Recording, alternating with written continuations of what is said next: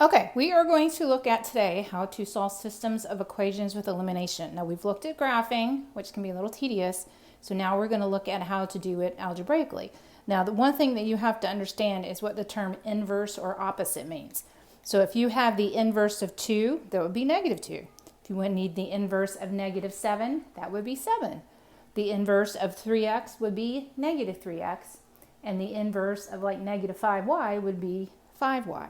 So when we're looking at solving systems of equations with elimination, what you're going to notice is that they're set up in standard form, which is the ax plus by equals c form. So this is why I don't want to graph them.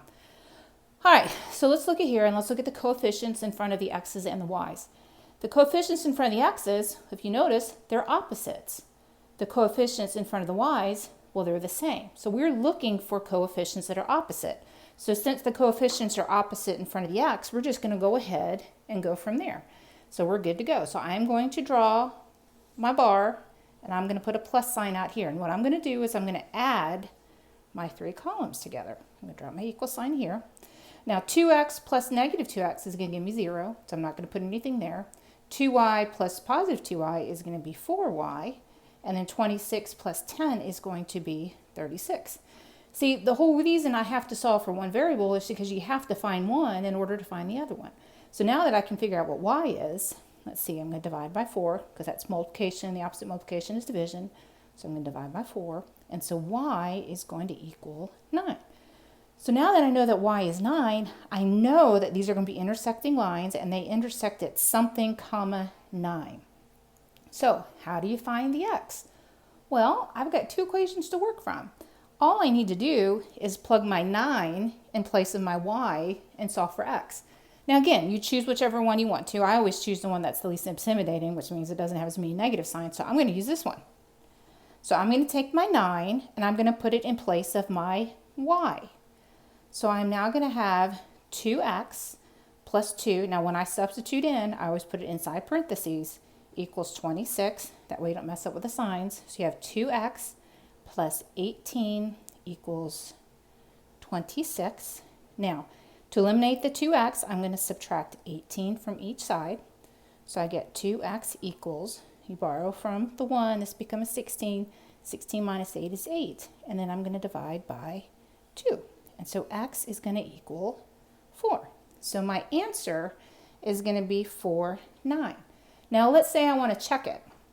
I can easily check it by taking my x and my y value and plugging it back into the equations. I got to plug it back into both of them, and they both have to work. So if I plug in 4 here, let's do this. So this is going to be 2 times 4 is x, plus my y is 9, 2 times 9, that should equal 26. Well, 2 times 4 is 8, 2 plus 9 is 18. Is 8 plus 18 equal to 26? Yep. Now let's look at the bottom. Let's plug in the 4 for the x. So we have negative 2 times 4 plus 2 times the y is 9. Sorry, I'm writing over this. And it should equal 10. So negative 8 plus 18 equals 10. Is that true or false? That's true. So that is the correct answer. My lines intersect at 4, 9. Okay, now that's when the coefficients are the opposites.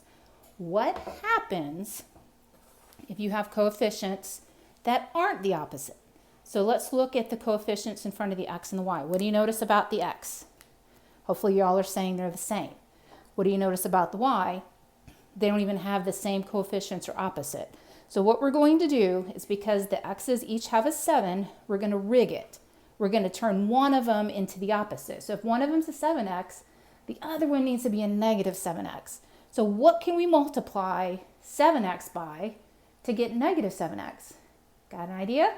Yes, negative 1. So the cool thing about this, since we have 2 equations, you get to pick which one you're going to multiply by negative 1. You can't just multiply the x by negative 1. You got to multiply all of them. I always choose the one that has the most negative signs, because if I multiply by a negative, or again, when you multiply negative times a negative, you get a positive. So I'm going to multiply this whole bottom by negative 1, which is going to give me negative 7x. It's like distributive property 3 ways. Negative 1 times negative 9y is positive 9y, and negative 1 times negative 7 is positive 7. Then I'm going to bring down the top equation, since I didn't touch it, just put it underneath. 7x plus y equals negative 7. Now, since I have my opposites, I'm going to draw my bar, I'm going to put my plus sign, and I'm going to add my columns together. So here's this, oops, that, and that. I'm going to draw my equal sign. Negative 7x plus 7x, 0, so there's gone. Don't cross it out because you're going to need it back again. 9y plus y, remember that's a 1 in front of the y, so 9y plus 1y, looks like a G, sorry, is 10y, and 7 plus negative 7 is 0. Now don't freak out thinking you did something wrong.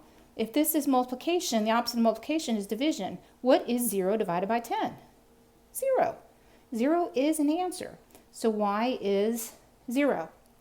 So now I'm going to pick an equation to go back and plug my 0 in place of the y and solve for x. Which one looks the easiest? Yep, right there. So this 0 is going to go in place of my y. So I'm going to have 7x plus, move this down, I'm replacing the y with a 0. 0 equals negative 7. So then you don't even have to do this because if you have 7x plus 0, that's 7x. So then you get 7x equals negative 7, divide by 7, and x is equal to negative 1. So my coordinate where they intersect is negative 1, 0. And again, you can go back through and double check to make sure they're right. All right, now the next two types. Remember, we have those two different kinds of systems. The systems of equations have three different solutions. It's either one solution, which means they intersect. It's no solution, which means they are parallel lines. And then they have an infinite solution, which means it's the same line. So let's look at examples of those. So let's look at number 3. Well, we do have opposites, but what do you notice? We have opposites in front of the x, and we have opposites in front of the y, and we have opposites with the 12. So what I'm going to do is I'm just going to add all three of these together.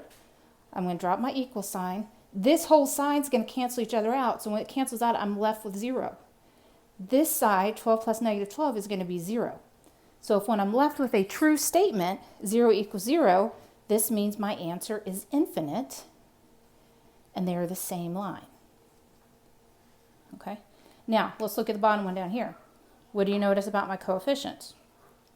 I have same, but my c's are different. So in order to eliminate it, I need to change one of these to positive. One of these to negative. So I'm going to just multiply the top. Again, to get it to the opposite, you multiply negative 1.